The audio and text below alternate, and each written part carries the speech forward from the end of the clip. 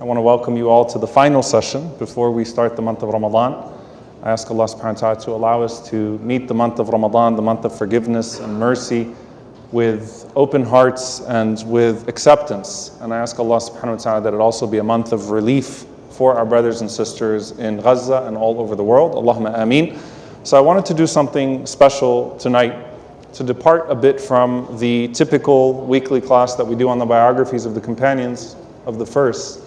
And I wanted to address the historical background of Ramadan as it relates to some of the most historical triumphs and trials that our community has ever faced, that the Ummah has ever faced. So basically studying the famous incidents that took place in this month of Ramadan as they pertain to great victory and to great loss. And I think that one of the reasons why this becomes so important to us is that obviously with Gaza happening in the background, there's a depressed mood within the community, a sense of despair that is overtaking many, and it's hard to contextualize all of that in the history of our ummah.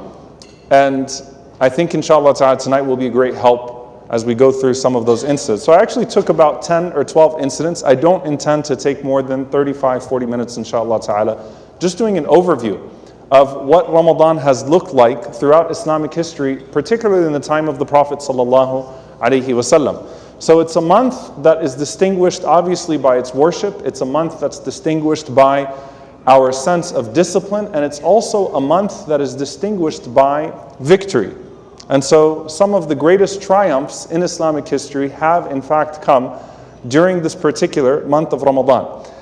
And so I want to start off with the following.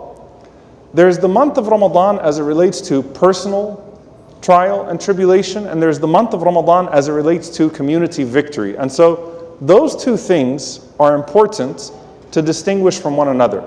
This is a month in which we see many of the most difficult days of the Prophet ﷺ at a personal level. But it's also a month in which we see some of our greatest moments and greatest moments of hope, particularly in his era sallallahu alaihi wasallam. I also want to make one other, I think, distinguishing fact. There's a difference between Ramadan before fasting was legislated and Ramadan prior to that. Now, Allah has made it as such that blessed days coincide with blessed incidents and important and significant moments in our history, even before those days are honored by acts of worship. So for example, the first 10 days of the Hijjah, right? They're also known as the 10 days of Moses, the 10 days of Musa alayhi salam, when he went up to speak to Allah subhanahu wa ta'ala and he received the commandments. So those 10 days coincide with the 10 days of the Hijjah, coincide with the days of Ibrahim, coincide with the days of the Prophet Muhammad sallallahu alaihi wasallam.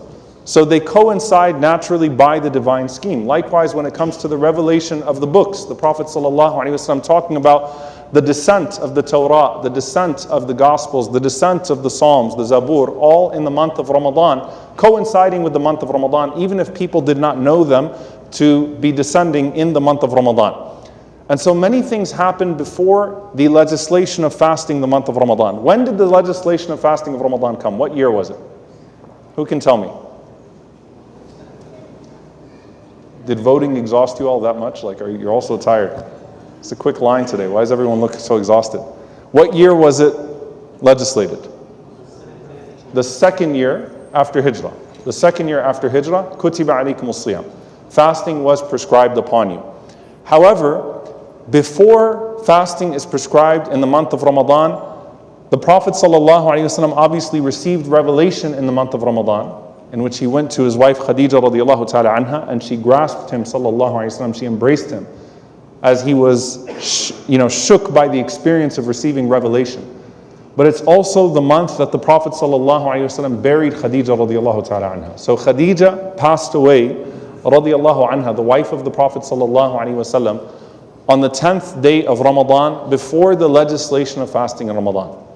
And this is of course one of the most difficult moments of the life of the Prophet ﷺ, if not his most difficult moment, when he goes into the grave to receive the body of Khadija radiallahu ta'ala anha, his emotional support, his loving wife who stood by him every step of the way in the face of that persecution. And then his uncle Abu Talib within days passes away also in the month of Ramadan.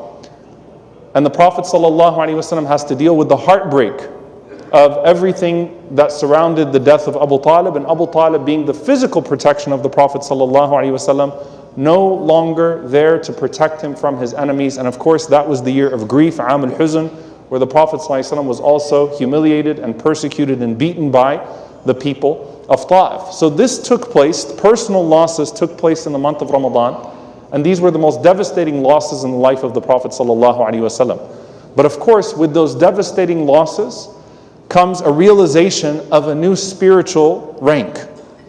And that is in fact how we view divine decree, how we view qadar in Islam, that with the most difficult test comes the most exemplary patience, and with the most exemplary patience comes the greatest reward. And so by saying that these were the moments that the Prophet ﷺ had his most difficult tests, you're also saying that these were the moments in which the Prophet ﷺ realized his greatest rewards in this blessed month of Ramadan. It's also the month in which, for example, on a personal level, again, and of course this has a community element as well, Ali ibn Abi Talib radiallahu ta'ala anhu was martyred on the 17th day of Ramadan, 40 years after Hijrah in Kufa. May Allah be pleased with him. Amir al-Mu'mineen. Tragic, right? He prayed Salat al-Fajr and he was killed by the Khawarij on that day of Ramadan. But again, if you were to ask Ali radiallahu ta'ala anhu about being martyred on a day of Ramadan after Salat al-Fajr, then that is a realization of a different spiritual rank for him as well. And that is the hope and the optimism of the believer as they combine tragedy with understanding of the afterlife, right? And those two things go together.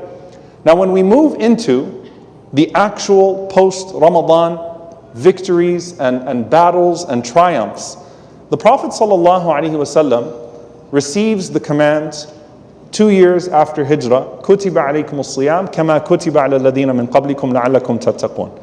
Fasting has been prescribed upon you as it was prescribed on those who came before you, so that you may become God conscious. So the command to fast is in the month of Ramadan, Shahru Ramadan, and it was also in the 2nd year after Hijrah that Allah reveals, كُتِبَ عَلَيْكُمُ الْقِتَالِ وَهُوَ كُرْهٌ لَكُمْ.